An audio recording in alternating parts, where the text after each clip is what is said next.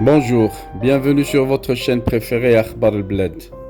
C'est toujours l'Algérie qui fait parler d'elle cette fois, le régime algérien qui demande l'aide internationale pour protéger sa sécurité nationale et contre qui? Contre le Maroc. Voilà, c'est le ministre algérien des Affaires étrangères qui finalement avale l'hameçon et prononce le mot magique Pegasus du nom de cette affaire présumée d'espionnage pour demander un effort international contre le Maroc. Incapable d'assurer la sécurité nationale, la junte militaire abdique sa souveraineté sur l'Algérie. Hier dans la soirée, jeudi 22 juillet 2021, le parquet général algérien puis le ministère des Affaires étrangères que dirige depuis le 8 juillet courant Ramtan Lamamra ont sorti dans l'intervalle d'une heure 2 communiqués relatifs à l'affaire d'infiltration présumée de téléphones algériens par le logiciel d'espionnage Pegasus. Le premier communiqué annonce que le procureur près le célèbre tribunal de Sidi Mohamed d'Alger a ordonné l'ouverture d'une enquête préliminaire sur l'existence d'un système d'intelligence informatique d'écoute et d'espionnage ayant visé les intérêts de l'Algérie mais aussi de citoyens et de personnalités algériennes. Sans citer le Maroc, ce communiqué se limite à parler d'éventuelles complicités internes au profit d'une puissance étrangère.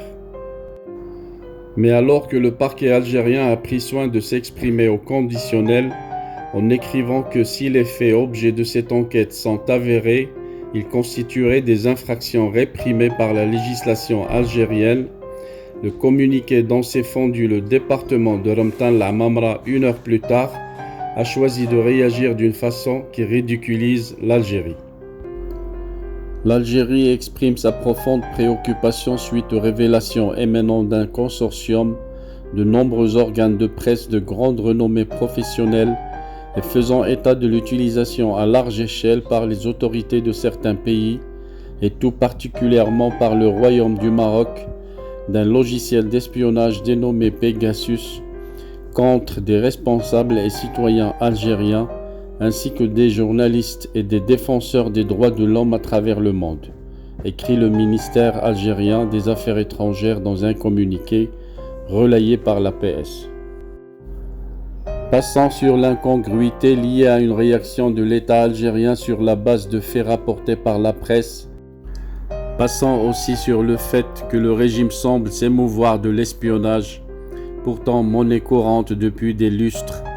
Passant là aussi sur le fait que le Maroc a démenti toutes les allégations rapportées par ces médias, et attardons-nous un peu sur ce communiqué qui a le mérite de décrire l'Algérie de 2021.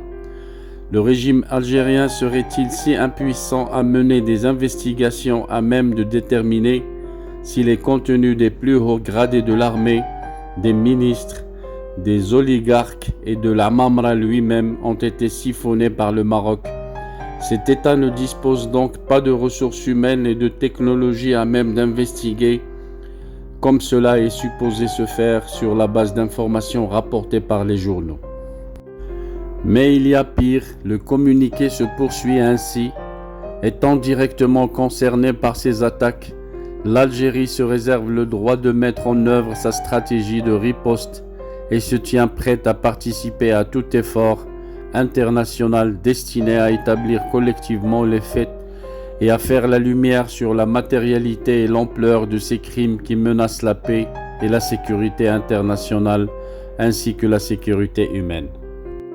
Mais de quel effort international s'agit-il? Les médias ont dénoncé l'espionnage non avéré des smartphones de l'ancien et de l'actuel chef d'état-major en Algérie, respectivement Gaïd Salah et Saïd Chingriha, des patrons des services de renseignement Bachir Tertag et Wassini Bouezza, du frère du président qui dirigeait le pays durant les 2 derniers mandats de Abdelaziz Bouteflika, des personnalités les plus importantes du régime et tutti quanti réaction du gouvernement algérien ont appelé à l'effort international. Mais où a donc bien pu passer le NIF algérien?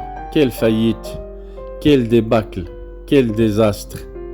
Incapable d'assurer la défense de sa sécurité nationale, La junte au pouvoir abdique toute souveraineté sur le pays et demande une protection internationale, car c'est bien de cela dont il s'agit quand le département de la Mamra fait part de son souhait de participer à l'effort international. Quant au droit de l'Algérie de mettre en œuvre sa stratégie de riposte, cette riposte ne peut être que téléphonée. Au regard de l'incapacité manifeste du régime à garder un secret, et cela n'a pas démarré avec Pegasus, Garmit Bonouera, secrétaire de l'ancien chef d'état-major et vice-ministre de la Défense Gaïd Salah, a fui l'Algérie avec des dossiers classés secret défense et les a remis aux pays par lesquels il a transité ou séjourné, si bien qu'avec ou sans Pegasus, le régime militaire qui dirige l'Algérie n'est décidément aujourd'hui plus qu'une maison en verre pour de nombreux pays. De plus, le général Abdelkader El-Shkham, supposé sécuriser les communications en Algérie, a acheté des équipements électroniques inefficaces, détournant au passage la coquette somme de 2 milliards de dollars. Il a été jeté en prison, de même que plusieurs hauts gradés véreux. La corruption généralisée des généraux qui dirigent ce pays a enfoncé un pays riche en ressources naturelles dans le Moyen-Âge. Pour s'en assurer, il suffit de citer le classement de l'Algérie en matière de vitesse Internet, un débit aussi rapide que la vitesse de marche d'une tortue, dont on se souvient il y a 20 ans. Voilà le meilleur bouclier de l'Algérie contre toute cyberattaque. Pegasus risque d'avoir du plomb dans l'aile avec un débit aussi lent. 2 milliards de dollars détournés par un seul général dans une armée qui en compte quasiment une centaine en activité. Certes, il est de notoriété que les pratiques mafieuses des hauts gradés algériens sont courantes, mais aujourd'hui, les règlements de compte avec le clan de feu Gaïd Salah permettent de lever le voile sur ce système militaro-affairiste opaque qui gangrène l'Algérie depuis son indépendance. Un système qui se partage annuellement un pactole de quelques milliards, des 10 milliards de dollars. Le montant donne non seulement le tournis, mais aussi une idée sur les proportions démesurées que prend la corruption au sein du corps des généraux algériens dans la guerre qu'ils se sont livrés entre eux dès 2019 a permis d'en avoir un petit bout. Avec tous ces corrompus de dirigeants et de hauts gradés militaires, l'Algérie aujourd'hui appelle au secours pour faire face au Maroc.